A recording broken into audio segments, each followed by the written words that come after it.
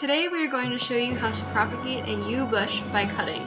This is where we took our cuttings. Cuttings are the best method of propagation for yew bushes because it is cheap and efficient. Grafting has a lower success rate for the home gardener, and seed propagation takes more time to get a mature plant. You will need pruning shears, a knife, dip and grow 8,000 parts per million, a small or medium pot, media, and dramatic pause, water. The following steps will be broken down in the rest of the video. Step 1. Find a yew bush with terminal buds. Step 2. Take the cutting. Step 3. Remove the leaves. Step 4. Wound the cutting. Step 5. Dip in the hormone. Step 6. Plant the cutting. First, use the pruning shears and find a branch with a terminal bud. Take a cutting that is 4 to 6 inches in length off the bush.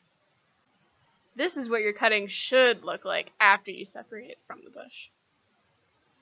Holding the cutting, carefully place your index finger and thumb approximately 1 inch from the proximal end of the cutting. Pinch and drag your fingers down to remove the needle-like leaves. This step is performed in order to aid in the wound-induced rooting.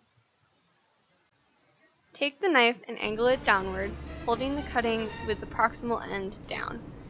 In a downward motion, cut parallel to the cutting from where the leaves were taken off, down to the proximal end. Carefully hold the cutting with the proximal end facing downward.